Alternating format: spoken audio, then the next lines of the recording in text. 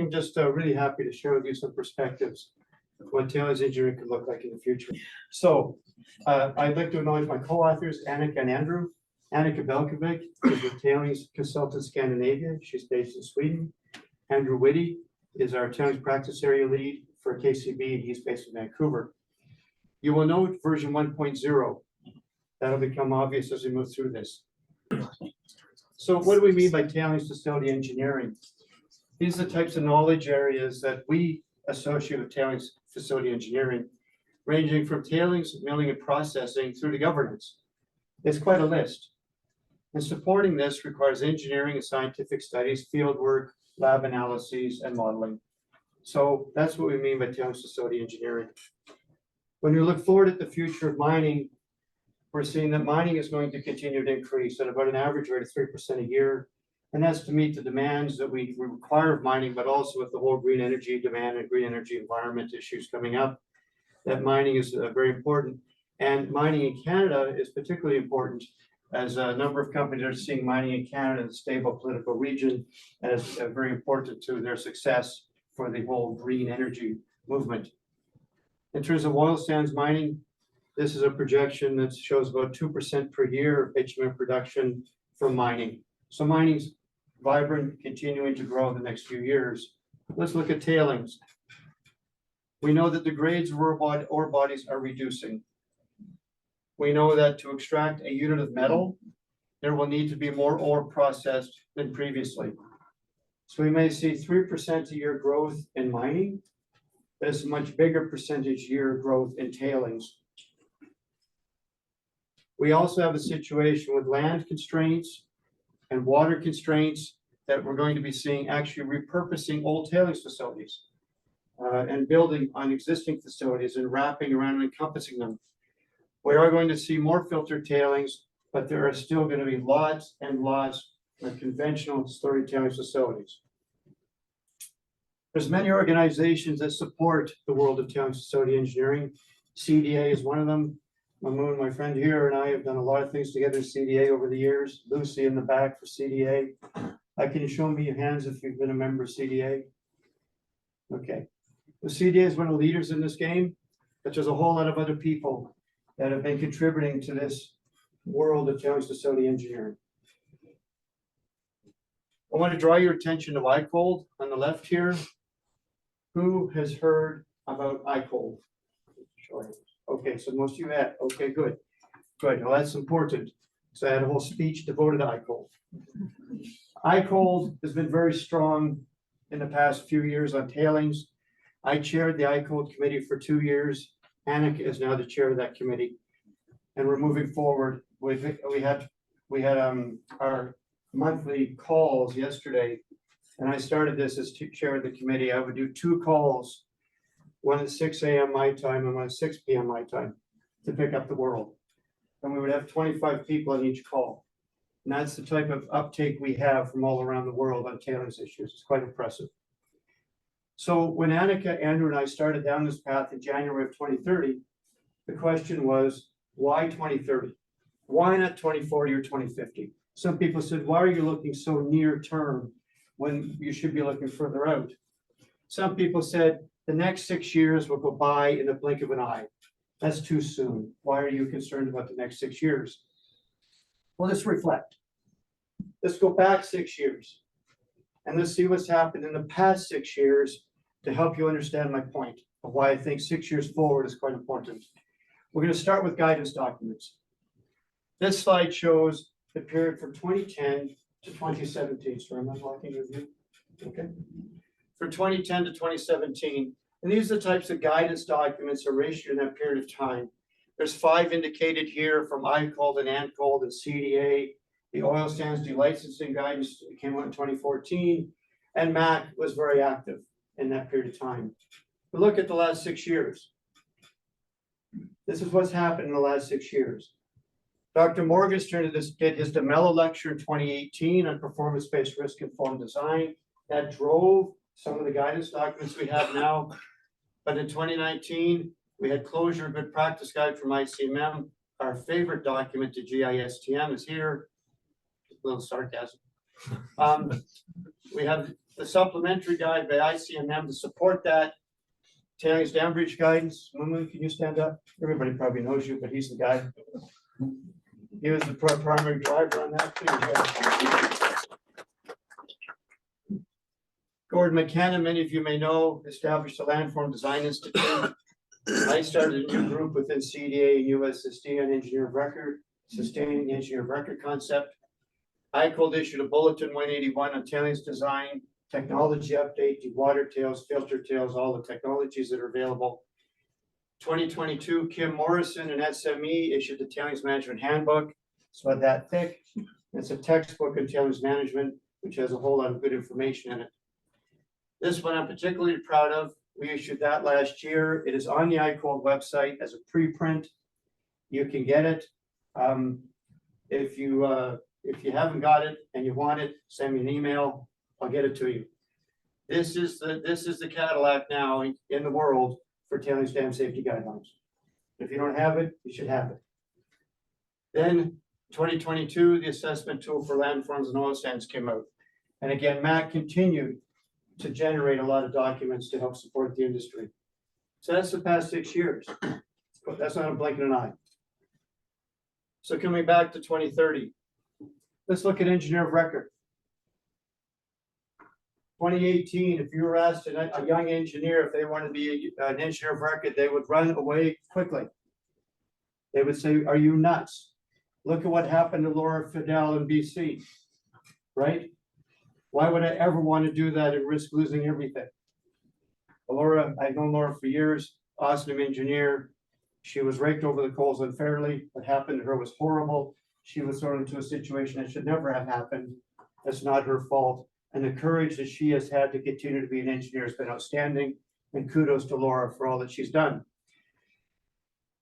Mitchell Prince and Jeremy Boswell, and you guys probably know them from Thurber. They did a paper, Tailings and Mine Waste, in 2023, where they did a survey of young engineers. And the survey showed quite clearly that most young engineers in 2023 saw the EOR as a viable career path. That's in 6 years. From 2018, run away, to 2023 saying we can see that happen. Why? Well, the work that my committee's done on EOR between USSD, where we've done the training on EOR, we've tried to provide comfort in EOR, we've got terms of reference frameworks and all kinds of stuff we've been doing.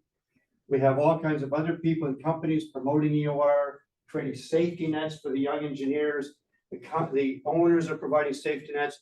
All those things have been happening that are now making it tenable for a young engineer to seriously contemplate EOR. That's 6 years, blink of an eye.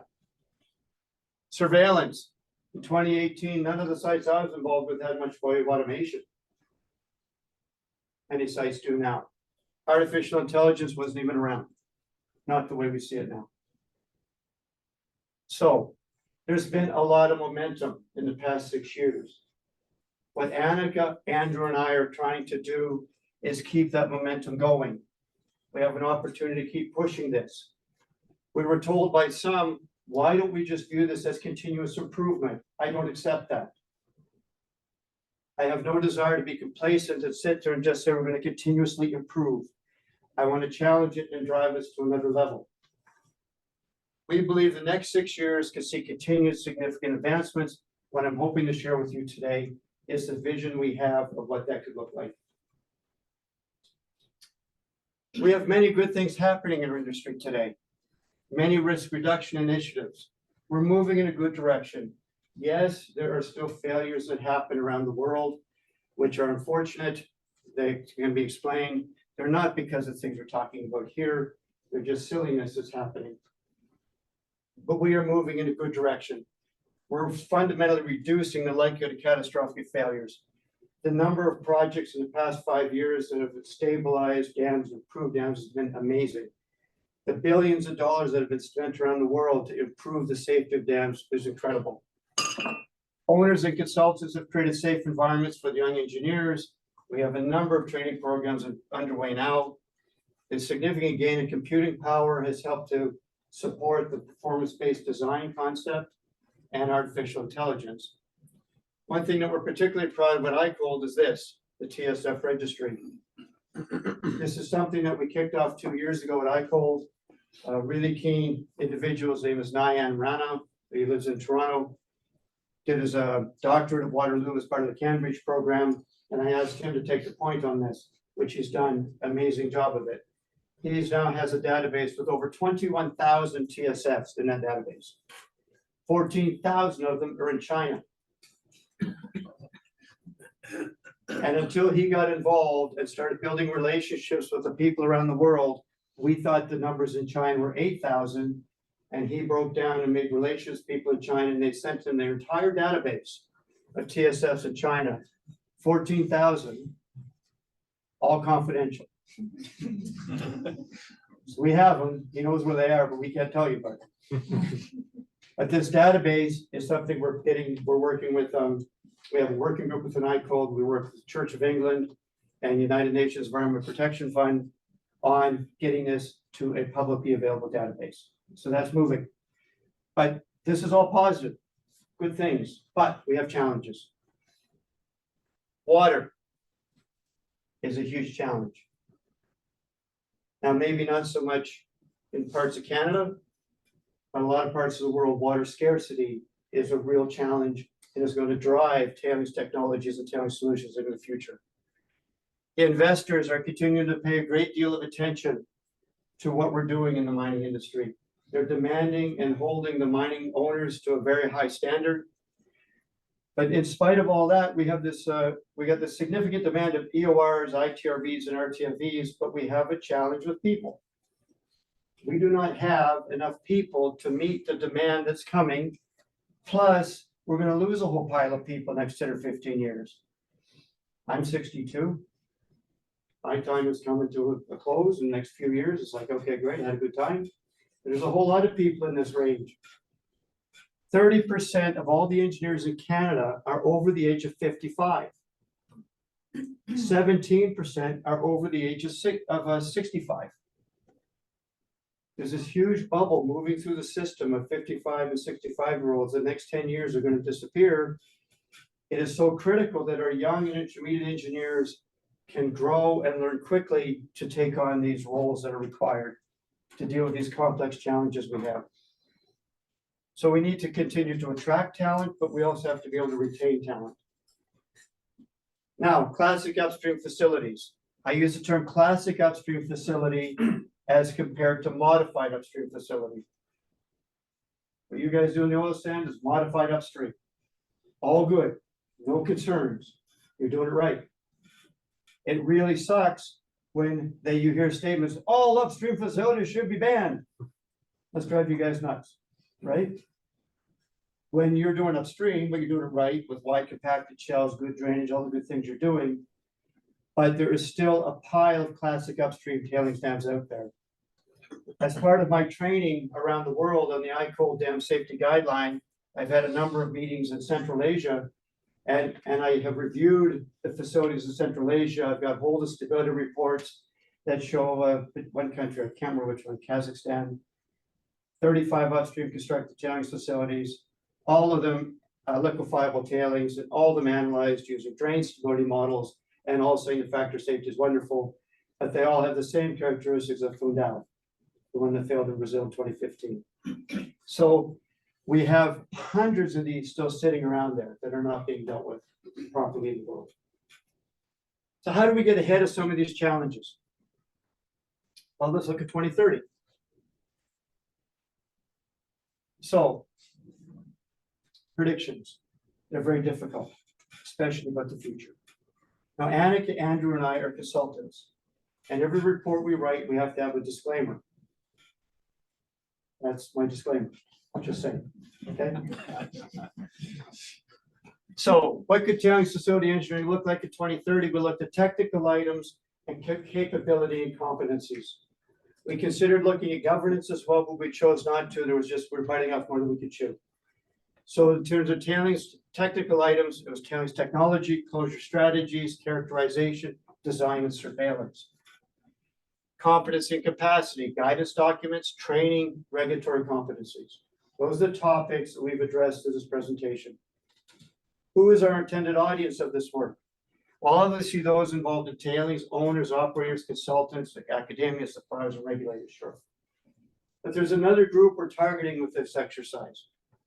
It's those geotechnical, geological, hydrotechnical, civil engineers that are not necessarily involved in tailings today, but may be curious about what tailings engineering is about. They may have seen a bad rap, it may have been a negative connotation with it. What we're trying to show is, hey, it's really good right now, and we're going to make it even better. And it's a great place for you to be a part of. But the biggest audience is this, our young engineers. So I met some of you today, grad students at U of C, right? Even materials guys. And I said, okay, you're my target audience, ultimately. Because the point is, we need good young engineers that are enthused about tailings. It's not sexy, right? I get that. But it's pretty cool. So this is version 1.0 today. I fly to Edmonton tomorrow and do version 2.0 Thursday night. Version 3.0 Nova Scotia. 4.0 Anik is presenting this at ICOLD India. 5.0 Andrew's presenting it as one of the plenary sessions at Tailings and Mine Waste. And I'm presenting it at ISSMG in Chile in November. So that's the version 1.0. That's why you've got the QR codes. If you see things in this presentation, you say, hey, I don't agree with you, or I think you should think about X, Y, and Z, let us know, right? We're trying something new here. We're going to build the presentations and papers as feedback from each session. We're going to make these presentations and papers online through our ICOLD OneDrives in the fall. The questionnaire, we have a questionnaire. So I did not want this to be, have you guys heard of ASTM? And Andy Small's testing methods? I did not want this to be ASTM. I did not want this to be Andy Small's view of the world. I wanted this to be something that represented the views of the industry, not just my views or Anika views or Andrew's views. So we prepared a questionnaire that we sent out to a series of colleagues and leaders around the world. And we had all these topics that we wanted to address that I've already went through with you. We sent in over 240 colleagues. We've received over 50 responses. A lot is happening. There's about 40 questions or 30 questions on it, I think. And going through those questions and answers takes time. And I'm trying to provide you the highlights from what we took away in that questionnaire in a 45-minute presentation. But there's a lot of things that aren't shared with you tonight. But what was amazing was this group. This is the Alberta contingent. 20% of the responses we got were from your leaders in Alberta. And you're going to see throughout the presentation sprinkled quotations that I took from many of these people, which I approved with all those guys last weekend and said, hey, I'm going to attribute this quote to you. You're cool with that? And they said yes. So the complete list of contributors is on the last slide. Also, the results of this questionnaire we will post on the OneDrive so you can see what people are saying.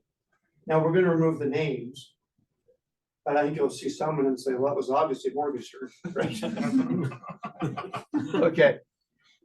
Here's a distribution of the colleagues we issued the survey to, starting in the top with Africa, Asia, Australasia, Canada, Europe, South America, and US.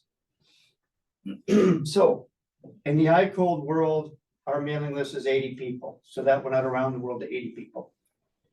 The Canadian Dam Association Minor Dams Committee was 30 people. But I also sit in the United States Society Dams Committee, and their mailing list was 87. So I sent it to the USSD mailing list. That's why that's such a big chunk. Okay, but and the idea is that people are now taking that questionnaire and distributing it out beyond. And so we're getting feedback from people that I didn't send it to. It found its way to others. Of the 50 that responded, unfortunately, we have not received any from Africa or Asia. We have 12% from Australia, Canada, Europe, South America, US. So I think we've got a pretty good cross-section from the world, except for Africa and Asia, and we're pushing for that. I come back now to the list of topics. The overwhelming feedback we obtained was topic 2B, training and development. We can have all the great ideas in the world, but if we don't have the people to do them, we're toast. So let's talk about training and development first. Number of positive items are happening with regard to training and development. I think our engineers are realizing how incredibly challenging and interesting and highly complex tailings engineering is. This is not cookie cutter stuff. This is a bit of an art form, which is using cutting edge technology to come to very important solutions. And as a result of that, we've moved away from the commodity-based engineering world. Value added. Many of our consultants are able to command fair rates, reasonable rates for what we do, and the owners are paying reasonable rates for what we do. We are no longer a commodity. We are a value-added service important to the success of the operation. There's been several tailings conferences in the past couple of years that have had record attendance. Lots of training is being offered through a number of organizations.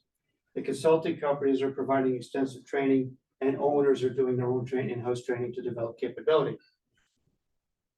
Whoopsie daisy. What are our challenges? I spoke about complexity. We're talking about bigger facilities. We're talking about facilities on limited land, on top of old facilities, different types of materials. We're going to be getting into different foundation conditions than what we had before. The complexity associated with the tailings engineering is going to grow. But we have this lack of skilled talent. Retention is a challenge. Some young engineers do not see tailings as a career path. How can we change that? Some of the survey results we got talked about a political unrest, which I hadn't thought of before. But in some countries, which are not politically stable, you may have very good engineers doing work on tailings, but they want the heck out of that country. So those countries, South Africa was the primary one. South Africa has many challenges in tailings, but they're losing their young engineers in droves because of political unrest in the country. Now we're fortunate in Canada, we don't have that situation. Location. I'm an EUR in many sites in Canada. One of the sites I deal with is Voisey's Bay up in northern Labrador. Another one is Thompson, Manitoba. These are the hottest places in the world, right? So you got to get there, man.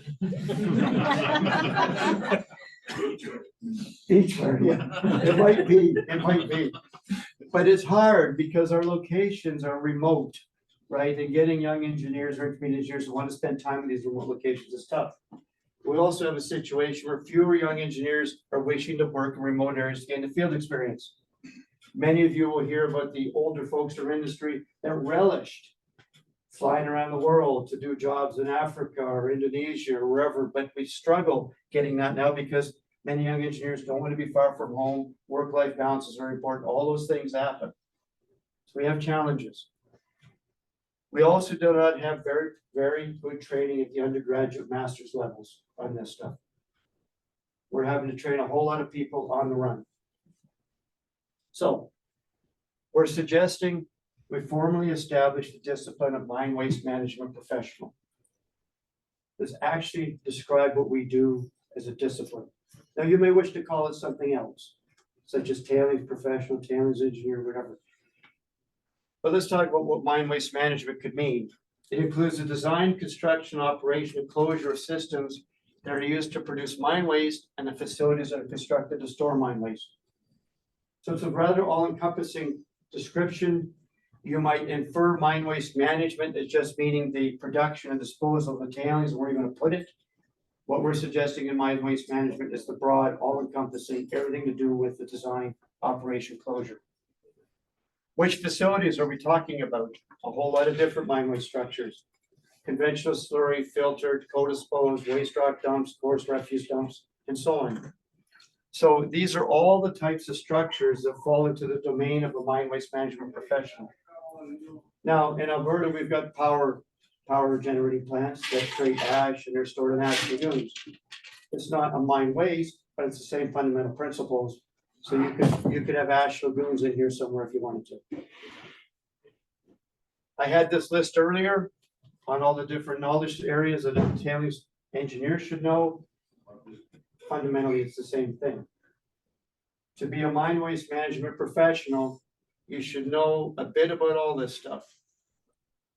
You may have an anchor in geotech, an anchor in geochemistry, an anchor in hydrotech that you're really, really good at. That's your anchor, your technical anchor. But you know a bunch of these other things. Do you have to be an expert in them? No. So wouldn't it be neat if in 2030, the mine waste management professional was recognized as a true discipline? And that with this further developed and what that means, we could then support a gap assessment to develop training programs. Well, how do we get to a gap assessment? You have an endpoint you want to achieve, the mine waste management profession, all the knowledge you're supposed to have. But you have to have a starting point to see what you're doing now, to have a gap analysis. That's what this is. SME, I've been working with SME for the past year on developing a tailings training portal. We were trying to find a home for this. SME has finally agreed to take this on. And what we're doing with SME is creating a portal where you could go in and say, hey, I want to learn about slope stability. Search slope stability, and it'll pop up where all the slope stability courses are being offered around the world, when, how much, and so on. How many times have you been at your desk and you see a really cool webinar come across your desk for something you really want to do? It's in like 3 weeks, costs $500, and you can't get approval to go.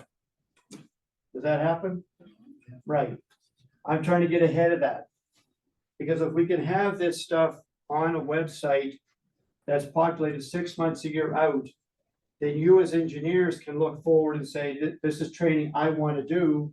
Your managers can look at the training and say, here's the training we need for our staff, and we can plan and fill gaps. Now, we're still a few years away from having that to the full point I want, but we're getting there. The next stage with that whole exercise is coordinated training to fill the gaps. So once we understand what we're trying to accomplish as a mine waste management professional, and we understand the training that's currently being offered around the world, we know the gaps. How do we plug those gaps? Who do we go to plug the gap? There's different organizations around the world that would be willing to step forward to plug those gaps if we just told them what gap needed to be plugged. Now, this is a tricky one. Certification. There's certification programs for tailings engineers around the world. Australia has one where you go through a graduate program, and at the end you get a certificate in tailings management. That is not what I'm talking about. What I'm talking about here is a certification program which builds on your graduate degree or whatever you do, plus experience-based and so on. ASCE, American Society of Civil Engineers, has quite a comprehensive certification program where you need 10 years of experience, and they have exams you need to write and a whole lot of things. That's certification. Now, I looked at this issue about 6 or 7 years ago on certification, and I discussed this with colleagues at the time with CIM, and it was a resounding no. Don't do this, okay? But it hasn't died.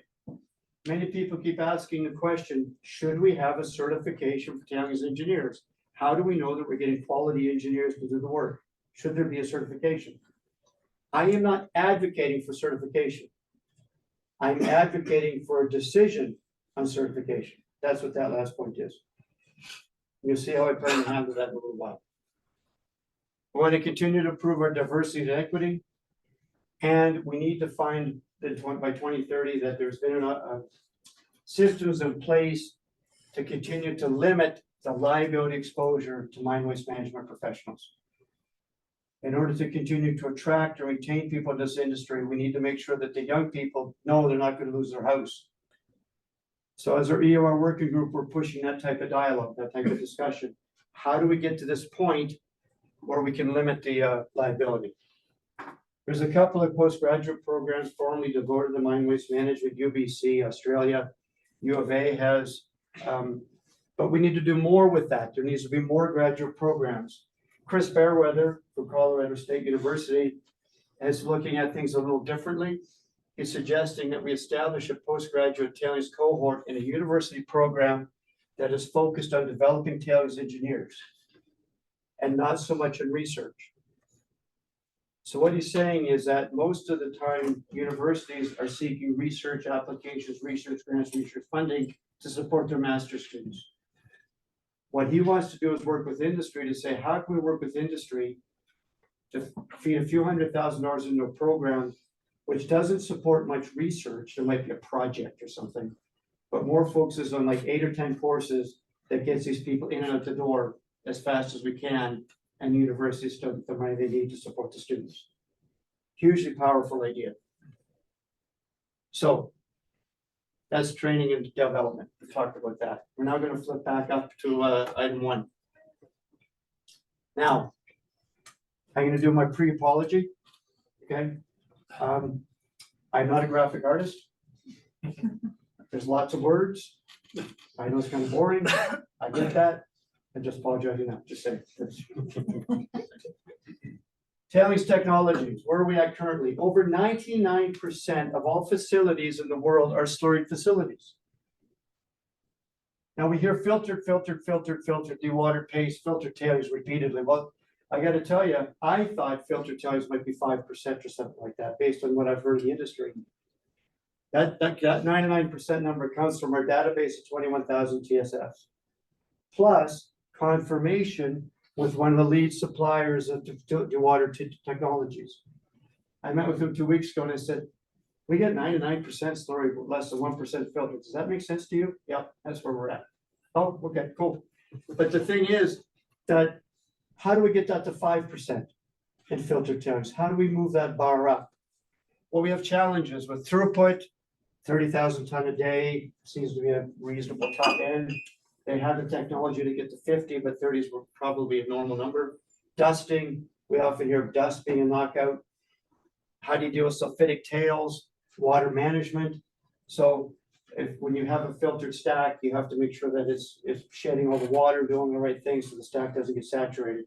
All challenges. We have commingling and disposal with waste rock, getting traction. Many of you know Ward Wilson's work in that. There's work that Goldcorp did called Echo Tails years ago. All that's happening. Using waste rock dumps to build your dams and surround the towns. So all that's happening. Now, decision analysis. I do a lot of decision analysis, doing a lot of multiple accounts analysis, and many of my clients and many of the people in North America I'm aware of do all that. But we learned this is not outside of North America. That other places outside of North America are not using MAA the way we use it here, which is interesting. So conventional slurry tailings are going to continue to be the majority of the facilities. Now they're all going to be central and downstream in 2030. There will be no more classical upstream tailings facilities built. And hopefully modified upstream dams can still be used and constructed and no longer be blacklisted. No longer be lumped together with the get rid of upstream stuff. Because I think there's a lot of value with modified upstream facilities. Joe Quaid from KCB said, wouldn't it be neat if in 2030, the safety of conventional slurry tailing systems have been achieved to instill a high degree of confidence in stakeholders. In 2030, we're still going to have 95, 98% slurry facilities. How do we get to the point where stakeholder, insurance company, people downstream can look at that dam and say, I'm good. I'm not concerned about where I live. I'm not concerned about what's upstream of me. So for filtered tailings, what we have learned through our questionnaire and our interviews with people, I am not a filtered tailings specialist. I'm offering what I've learned as part of this exercise, is that the technology exists and is proven. In talking with one of the suppliers, they said there's no silver bullet. When I asked in 6 years, do you see some fundamental transformation or technology? They said, no, we have all the technology. We just got to use it better. Norm Inkor from Suncor, he said, hopefully there will be publications that show the benefits of filtered tailings stacking, both from a risk perspective and a cost perspective. Who here has seen a guidance document of filtered tailings? Right. Doesn't exist. Why? Don't know.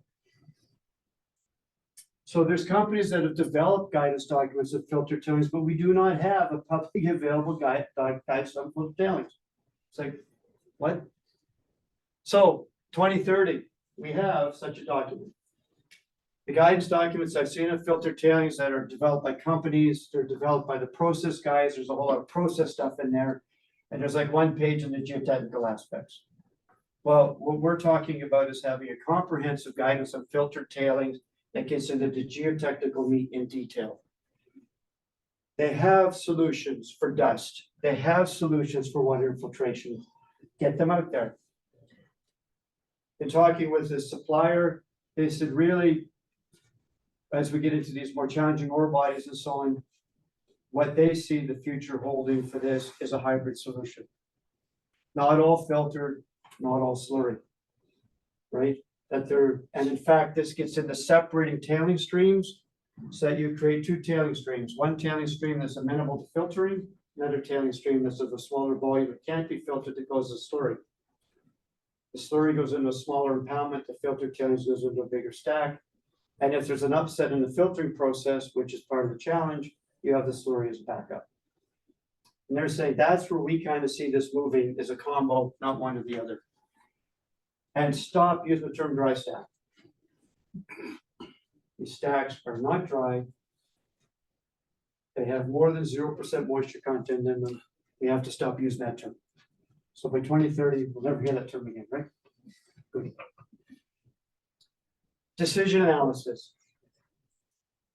Many of you have been involved in decision analysis of tailings options and tailings selection and so on. But what we learned in this process was a suggestion that stop doing decision analysis just on the tailings. It is typical that what we're asked by a client to do is a client will say, I've got a mine, I've got a mill, I'm producing this much tailings. And your decision statement might be determine the best way to manage the tailings.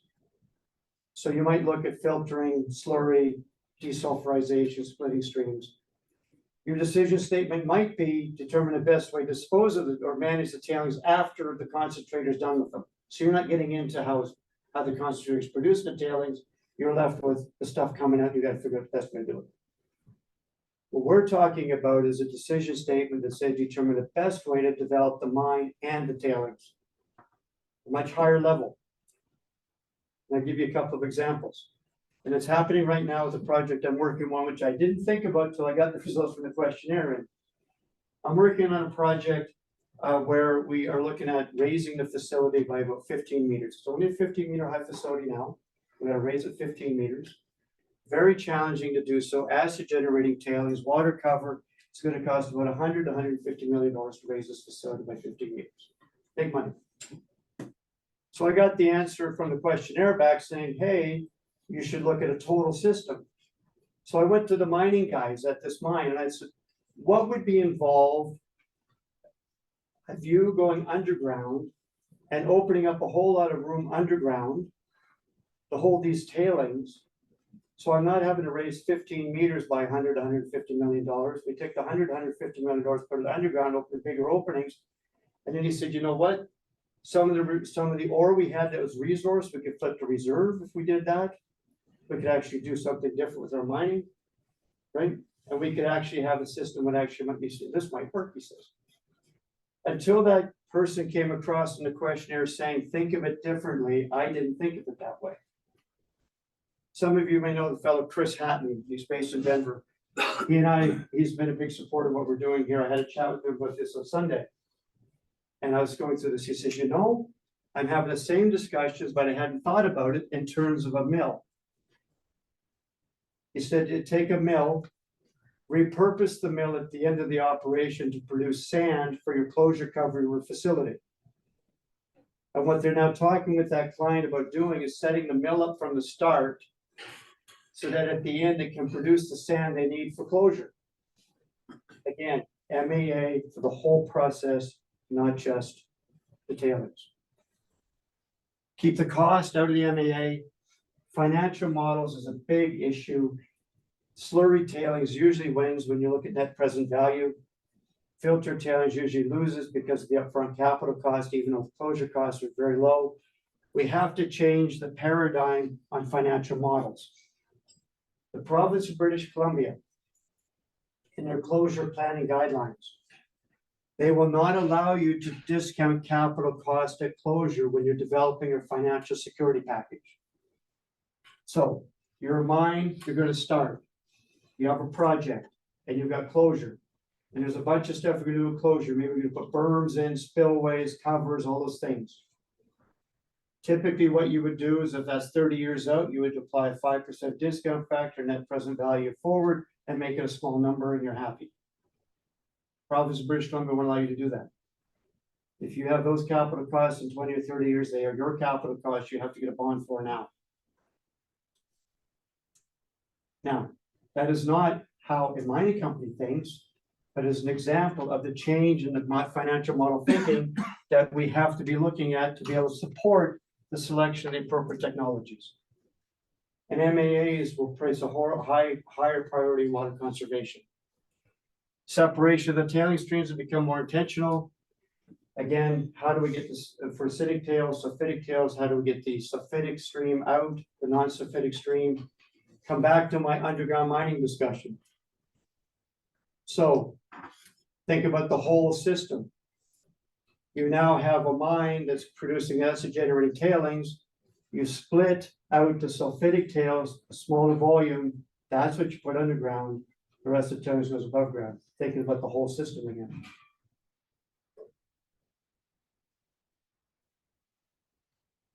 So there's a problem of Fourie. Sorry. No, it's not you. OneDrive is doing things in the background. Commingling of tailings waste rock more viable. Derek Etherington for CRNL wrote the following: I think water management will become the governing factor of oil sands mining by 2030. If Alberta goes into a period of drought, river water intake by operators may be limited or cut off completely. This is a huge deal in the oil sands water. Closure, geochemical and geotechnical aspects are improving. Land forming and geomorphology are gaining. Oil sands delicensing is continuing to advance. We talk about designing for closure from the start. Some people think they're doing it, but they're not doing it the way I just described in terms of thinking of it from a total mine perspective. That's what we have to be looking at. Many regulations require a closure plan for permitting, but they don't describe how to get there. We're missing details.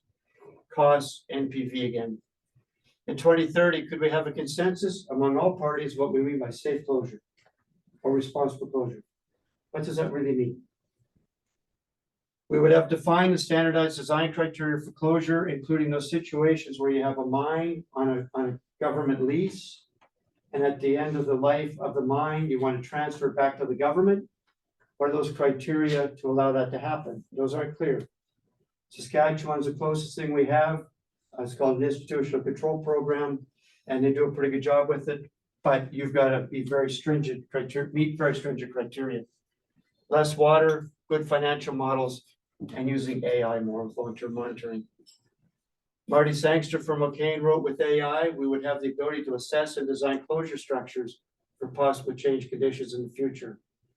Gordon McKenna suggested we create the role of reclamation designer of record in parallel with an engineer of record, where you have one person is focused on reclamation. That's their job. Now, ecosystems specialists. If you look at the GISTM requirements for safe closure, it requires that an ITRB blesses whether or not you've met the requirements of safe closure. Well, part of meeting the requirements of safe closure is whether the ecosystem you have come up with is sustainable and will be protected. Well, how can an ITRB comment on whether that meets safe closure if they're geotech, hydrotech, geochem? They're not. So the suggestion we got from one individual was you might have to think about ecosystem specialists on your review boards to handle safe closure discussions. More focus on the circular economy. How can tailings be used to generate value-added products? How can tailings be remined to recover additional material and get what's left over into a value-added product? So there's actually textbooks on this. And there's a workshop being held at MIT in September on this, where they're going to be looking at reusing, reducing, and reimagining tailings. There's a lady named Priscilla Nelson in Colorado. It's not Colorado School of Mines, but she's in Colorado. She's a huge proponent of this. If you go to any of her websites and any of her work, you'll see some pretty mind-blowing uses for tailings. Looking at characterization of tailings foundation soils, we're pleased that today the budgets for site characterization, they used to be limited, they've been evolving. Owners' commitments and regulatory commitments are making them better. We have a lot of the tools, but as Gord Pollock says, CPT is the obvious tool, but it's not the silver bullet. The scattering case history shows we do not have a handle on this issue. Some of you may have seen Ed McRoberts' presentation at Towns of Mine Waste last year. We talked about this, all the challenges around interpretation of CPT data. Many of you know Scott Martins from Tech in Calgary here. He's unfortunately, he wanted to be here tonight, but he's away. Unsaturated tailings is a huge area we don't understand. And it's driving a lot of decisions because we're being very conservative in how we deal with unsaturated tailings. He believes that we need to move forward with methods for characterizing and understanding unsaturated tailings and understanding their behavior for both strength and seepage. That all feeds into closure as well. So looking forward to 2030, we would have improved characterization of liquefaction potential and post-liquefaction strength. Andy Fourie and David Reed from the University of Western Australia are concerned that the tools that we have now are deriving overly conservative post-liquefaction strengths. And as a result, we're being driven to extremely conservative designs. They don't know the answers to this yet. They're researching it to try to find a way to better reconcile Roberts's method and Lewis's method and all different methods that are out there. Maybe it's related to tailings fabric and layering. Maybe it's got something to do with the way the tailings exist in nature versus when they take it, put in the lab, and they dry tamper, moist tamper, as they do to create the test sample. Some of you will be familiar with nuclear magnetic resonance well logging in the oil sands. It obtains indirect estimates of the gravimetric water content. CPTs now have density tools on them. There's other tools that CPTs have, all evolving. The idea being, let's get an ability to estimate the in-situ void ratio. If we knew that in-situ void ratio, we know where we are in the critical state line, state parameter, we'd be able to know where we're at. And we're not far away from this. We're not that far. When we look at what's happened with NMR in the past couple of years, it's mind-blowing. It's really struggling. It's a real challenge getting undisturbed samples for tailings, especially the fine tailings. Use piston samplers, different types of Shelby tubes, or different types of sampling tools, but they all struggle. I should say they all, many struggle. I know Contact and Greg are working on different technologies to try to get that, to try to improve the recoveries. New geophysics, non-destructive, non-invasive technologies. I'm pretty excited about this one. The University of Toronto was looking at trying to put pore pressure sensors in veins. Brittleness is a huge issue we got to get a head around. In ICOL Bulletin 194, we talked about the concept of brittleness and how important brittleness is in informing how you approach the stability of the structure. But how do you discern brittleness? Direct simple shear test tell you something, triaxial test tells you limited, CPT tells you nothing. How do you figure it out? Well, vein shear tests are one way to do it. And the old classic American Society of Testing Methods approach, not Andy Swirls, was 1 degree a minute or something like turn the volume at a certain rate. Well, many of you are aware that Contact and Gray can now turn these veins to 720 degrees a minute. They just spin the things, trying to get to undrained behavior to try to see how to check the brittleness and behavior in undrained conditions. But you truly know you're undrained. That's where the pore pressure sensor on the vein is important to help guide you in that. So I really hope that this comes out as a benefit to us to help discern brittleness of tailings. Then we have the computer power and the technologies where we can integrate all this amazing information we're gathering into a comprehensive site characterization model. Take the oil sands, and I think this happens now, but it's sharing information. I do a lot of work in the Timmins area in Northern Ontario, where there's many mines there, but they don't share the information. We're spending a lot of money and time characterizing glacial lacustrine units. Other companies are doing glacial lacustrine characterizations different than we are, but we're not sharing. Why not? We could learn from each other and benefit from each other for the industry. Let's go to design. Currently, limited equilibrium is used. A lot of people use it and do it well. It leads to conservative approaches for assessment of classical upstream dams. performance-based design for slope stability assessment is evolving with increased computer power and surveillance methods.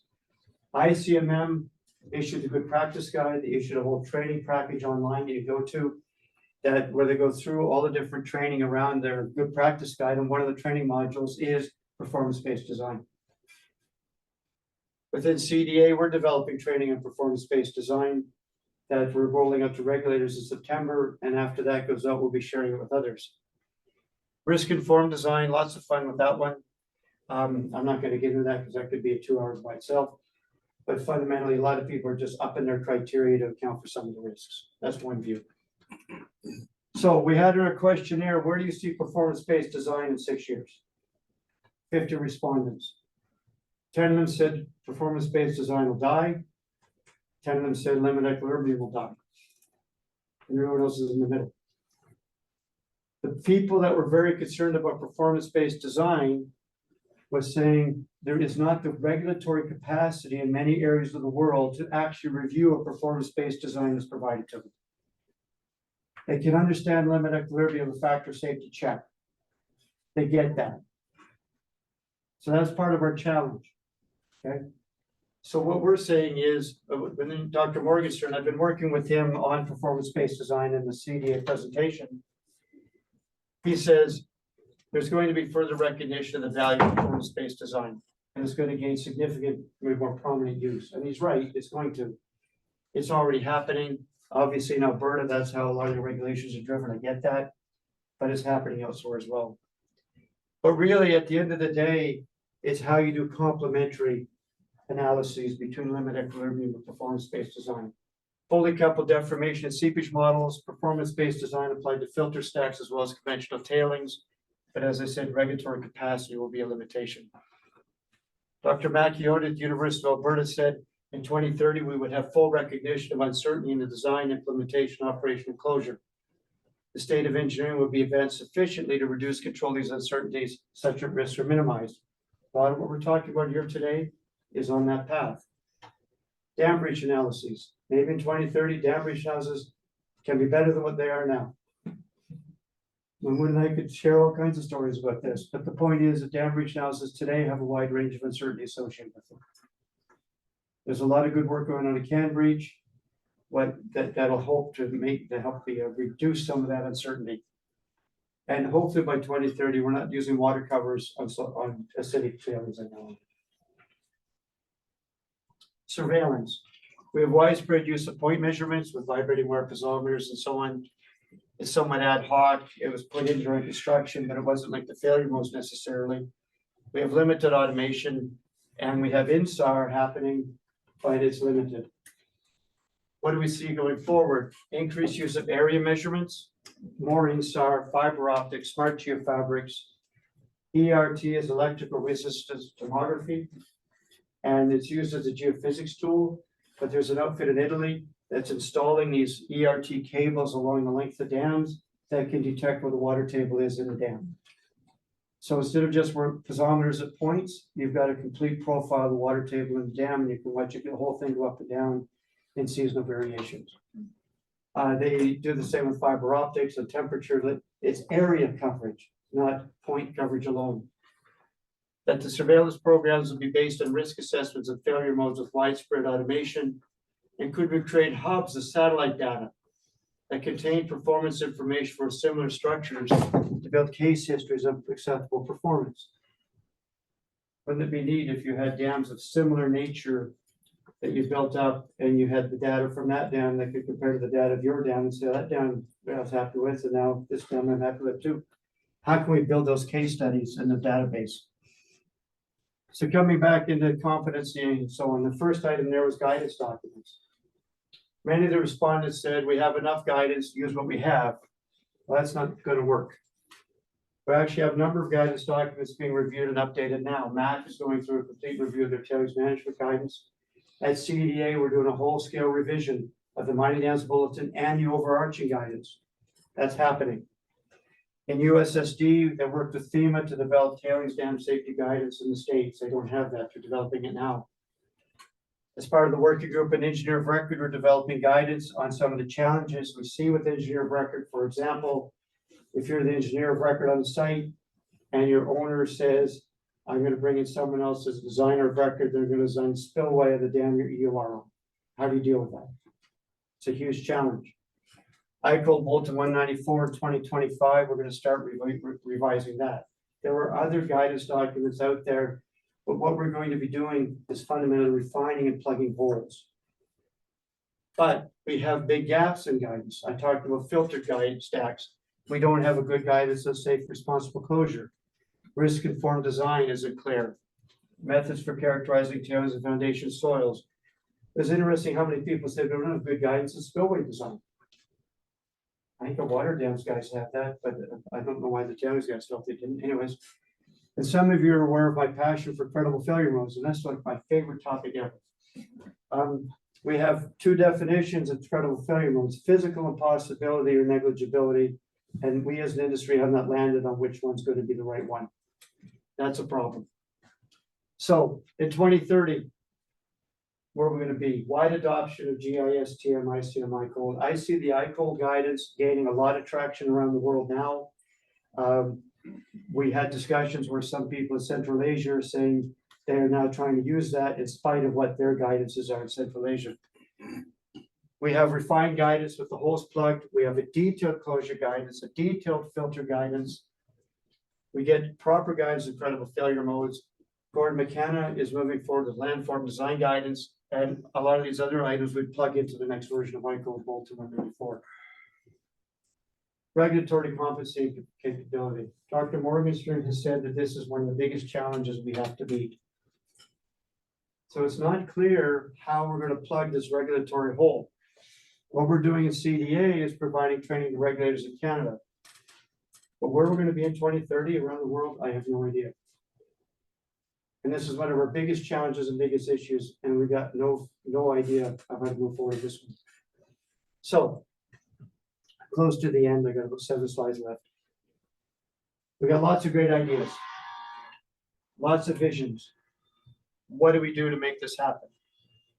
The next 7 slides are an action plan to bring this to reality.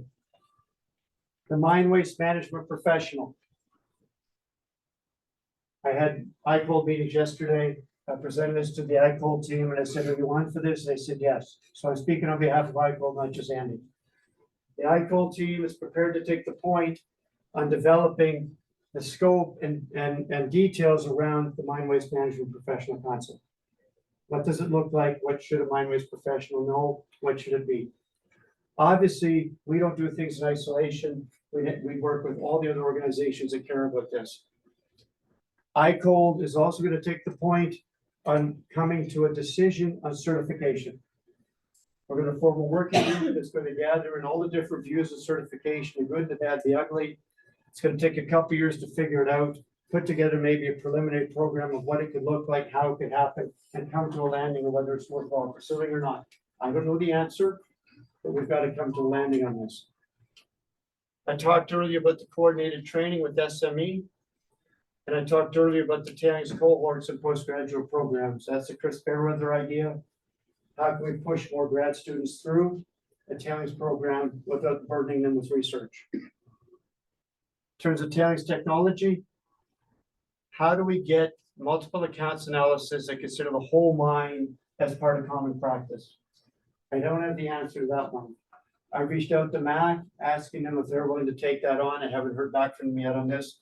I may reach out to ICMM. But over time, the intention is to have someone pick this up and show how they should do it. Don't have the answer yet. Co-disposal of tailings and waste rock, more prominent. That one I don't have an answer on yet either. If anybody's involved in that and has some ideas of how that can move forward, do we need a guidance document on that? Do we need more papers on it? How do we make that more of a reality? I don't know. And then Joe Quinn's comment about safety of conventional facilities, that's all of us. Everything that we're doing. Tailings Closure Handbook. This is a new initiative that's being started by Kim Morrison at SME. This is a quote that Kim provided for me for inclusion in the presentation. They plan to develop a handbook that begins with the end in mind. Closure should not be an afterthought. Elements will include closure design considerations, criteria, safe closure considerations, landform design, closure governance, closure cost estimating, bond relinquishment, etc. Very comprehensive, detailed guidance. SME has taken a point on that, and will draw an input from others. So I want to draw your attention to this one. This is a new group that we started in CDA last fall. It's led by Ali Nasseri on risk-informed closure design. We meet every 2 weeks on this topic. Some of you may know Glenn Miller up in the oil sands. He's a big part of it. Marty Sangster is as well. And we are trying to figure out what is meant by safe closure.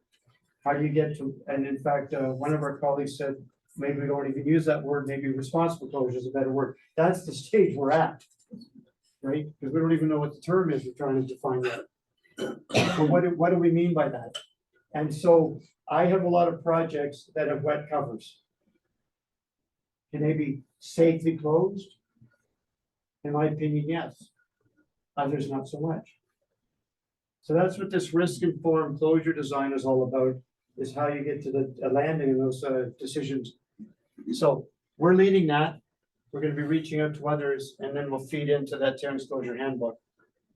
I talked about the ability to measure void ratio in situ and ability to discern brittleness. Greater use of performance-based design, that'll come through more case studies.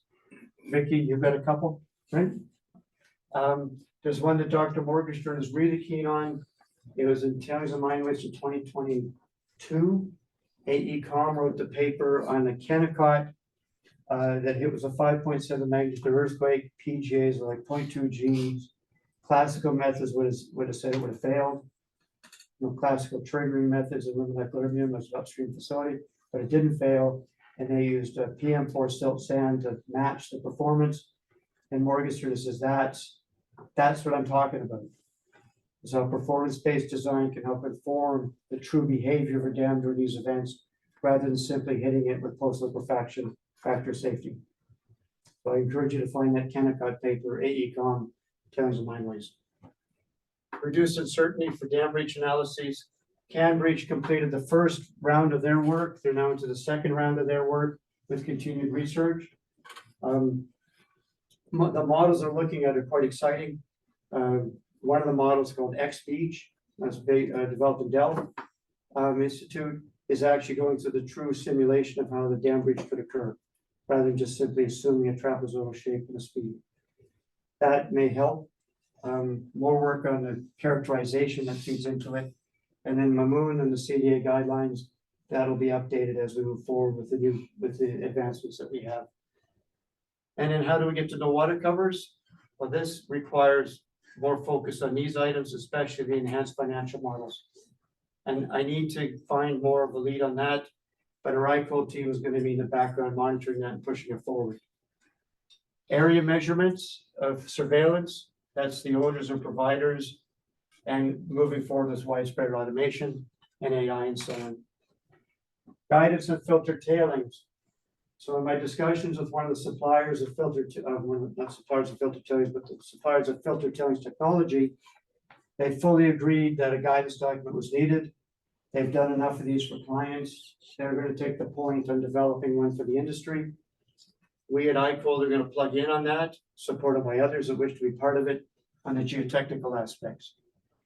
CDA, we're creating another working group. Scott Martins and I are taking the point on that one on credible failure modes.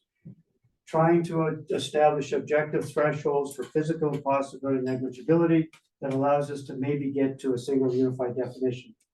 How we get there, I don't know, but by God, I'm going to fix this. Landform design guidance, Gordon McKenna has moving forward with that. And then ICO Bulletin 194 version 2, we're going to start that at the end of this year into 2025. So this is just a fraction of what's happening in the world. Right? Today on the TNN newsfeed, there was other things happening, and there's the CGS. Even what you showed in the CGS program, but you showed the CGS program coming up, right? 3D modeling, surveillance, monitoring. Like, this is not intended to conflict or challenge, it's intended to complement. There's lots of other things going on. This is just a fraction. We got many other good initiatives underway, and that's great. And if you're aware of those, you want us to include them in our paper, please let us know, just if you wanted to broadcast to the world that this is happening. But fundamentally, let's maintain the momentum that we've achieved in the past 6 years and go beyond just continued improvement. I like being a mine-based professional. I think it's pretty cool. So again, thank you to Annika and Evan. Okay.